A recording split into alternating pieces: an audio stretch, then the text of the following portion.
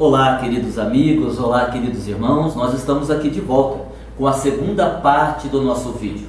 Vocês devem estar lembrados, nós gravamos uma primeira parte desse vídeo, respondemos algumas perguntas. Se você não assistiu, está aí no nosso canal, assista por favor. E nós estamos aqui agora, novamente, para gravarmos a segunda parte do nosso vídeo, para respondermos algumas perguntas que os nossos amigos, que os nossos irmãos têm nos enviado, particularmente nesse período tão difícil que nós estamos enfrentando, né? Não só nós brasileiros, mas que o mundo todo está enfrentando. Então nós retornamos aqui para respondermos as demais perguntas que aqui estão. Tudo bem? Vamos lá então.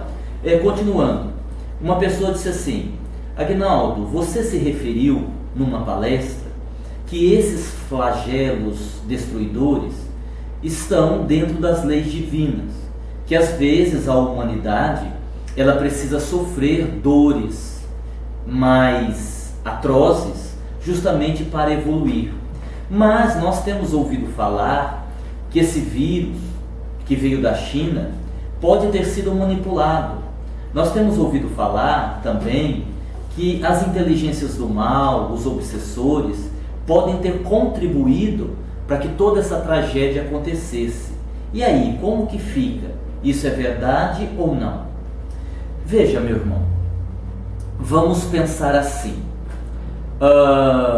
e isso não é novidade, tá? Sempre existiram espíritos, a maioria deles que vieram de outros orbes degradados aqui para a Terra, que sempre tiveram a intenção de não permitir a evolução do planeta. Espíritos que sempre estiveram em guerra com Jesus. Espíritos altamente inteligentes, evoluídos sob o ponto de vista intelectual, que ajudaram sim a promover muitas guerras, que ajudaram, contribuíram na idade das trevas, por exemplo, que a humanidade sofresse muito. Eu até acho que esses espíritos, sim, sem dúvida alguma, podem ter colaborado para que isso acontecesse.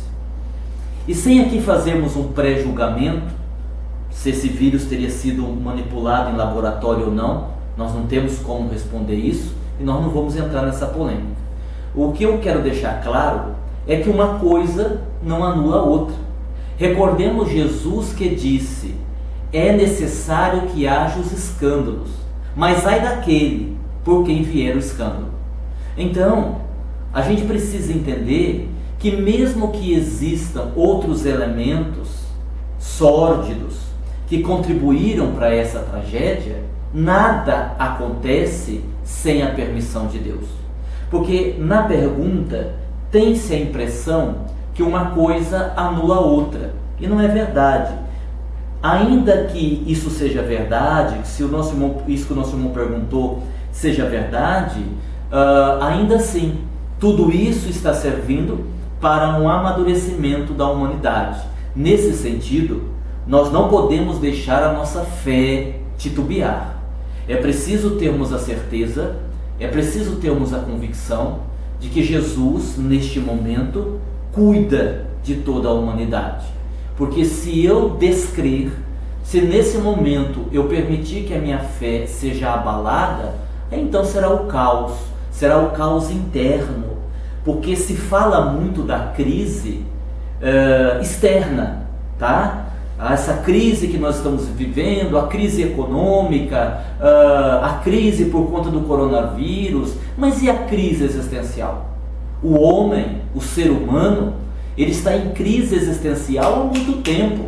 Um pensador, que agora eu não me lembro o nome, se não me falha a memória, Thomas Raven, afirmou certa vez que o homem moderno havia perdido o endereço de Deus. E eu diria mais, eu acho que o homem moderno, salvo exceções, perdeu o endereço de si mesmo.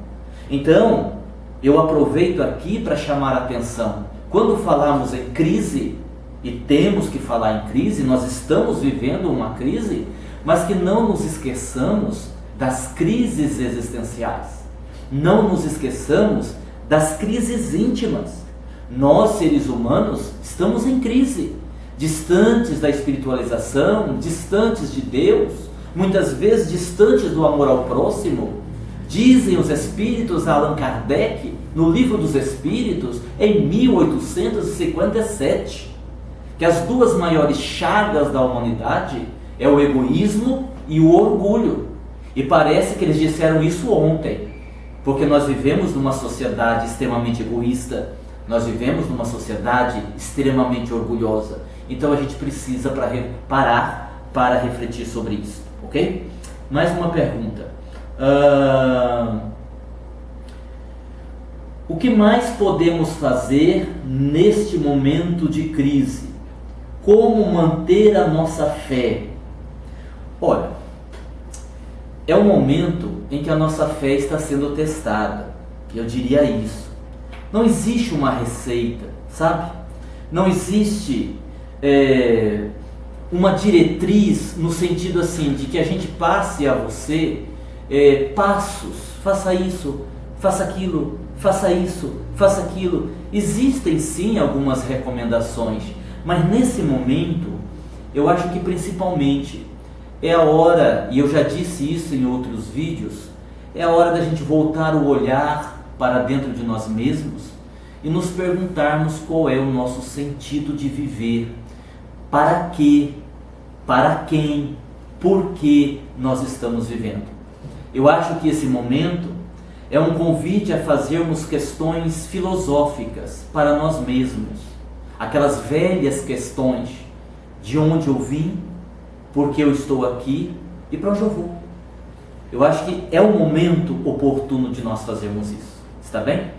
Pessoal, eu vou pedir licença a vocês agora, eu vou fechar aqui o meu notebook e eu vou pedir licença a vocês para a gente dar passividade a um espírito amigo que está aqui perto da gente. Veja, os espíritos, principalmente os espíritos que trabalham mais diretamente comigo, Dr. Klaus, o espírito Aulos, José Lázaro, Nordestino, normalmente, digamos assim, eles não gostam de aparecer. Não é do feitio deles estarem falando, se comunicando, essa coisa toda. Mas, mediante aos problemas que nós estamos vivendo, eu solicitei isso a eles. Por quê? Assim, para a gente se sentir acolhido, sabe? Quando a gente ouve o Dr. Klaus falar, quando a gente ouve o Aulos falar, a gente diz assim para a gente mesmo: poxa, eles estão aí com a gente, eles não nos abandonaram, eles estão aqui, eles estão lutando, eles estão firmes com a gente. Então, a gente teve na primeira palestra que eu postei, uma fala pequena do Dr. Klaus, tivemos no último vídeo, no penúltimo aliás, que nós postamos, uma fala do Aulos, uma fala aí de 9 ou 10 minutos, e eu insisti muito para que Dona Benedita falasse hoje para a gente. E ela relutou muito, porque não é do perfil dela, não é do hábito dela estar falando. Dona Benedita Pimentel, para quem não sabe, é a patrona da nossa instituição, do CCIJ, Centro de Convivência Infantil e Juvenil, que leva o nome dela, Benedita Pimentel, que é um departamento da Associação Beneficente Caminho de Damasco. Eu insisti um pouco e ela vai falar alguns minutinhos aqui com a gente. Vai deixar uma mensagem de encerramento.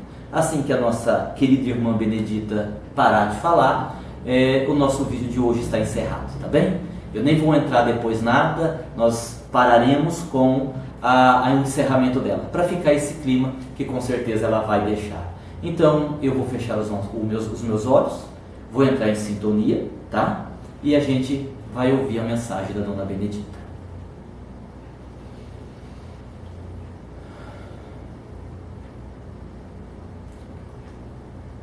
Queridos irmãos,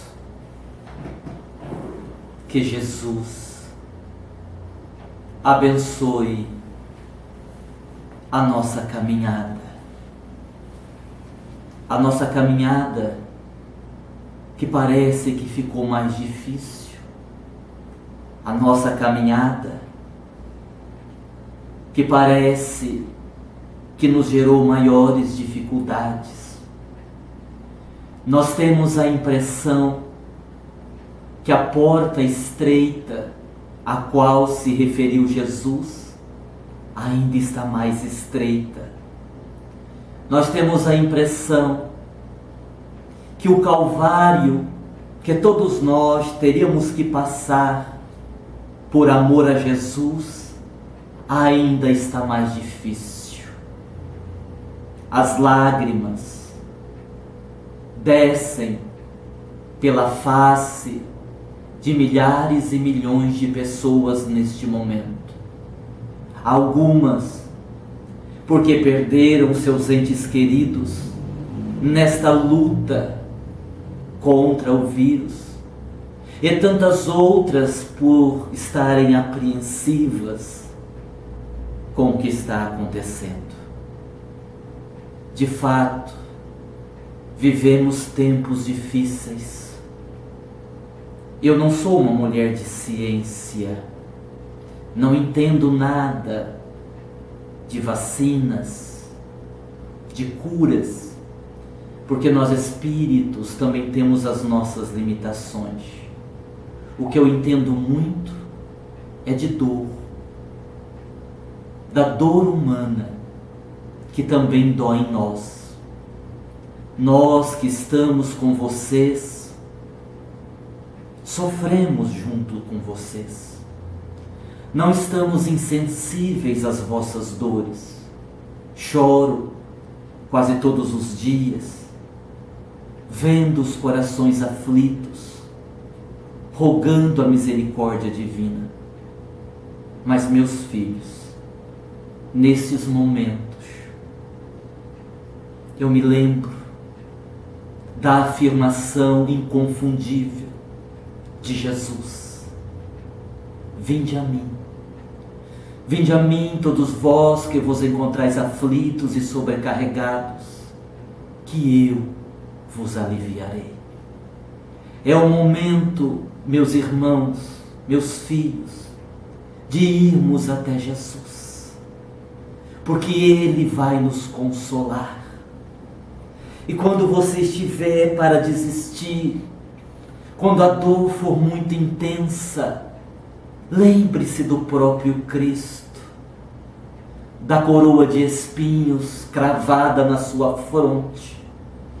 Lembre-se do amor ilimitado que Jesus teve e tem por nós, permitindo-se ser colocado no madeiro, ser erguido na cruz infame e ainda pedir ao Pai que nos perdoasse, porque não sabíamos o que estávamos fazendo. É um momento de dor, mas também é um momento de esperança. Também é um momento de fé. Também é um momento de crer. Crer que Jesus de fato é o nosso Salvador. A sua mensagem, mais do que nunca, precisa penetrar os nossos corações. E o amor precisa ser vivido intensamente. Na hora do desalento, na hora da tristeza, observe o nascer do sol. Ouça o canto dos pássaros. Contemple a natureza.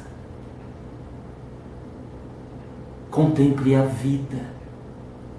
Contemple a vida, que mesmo em épocas difíceis é bênção de Deus. E que esse Deus, que é de amor e de misericórdia, continue a cuidar de nós.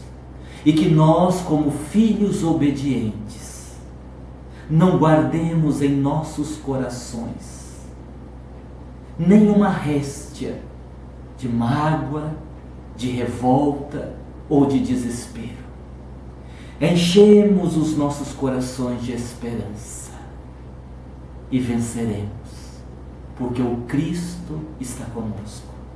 E se o Cristo está conosco, não há como nós perdermos. Por fim, não basta que o Cristo esteja conosco, é preciso que estejamos com Ele e que Ele nos abençoe.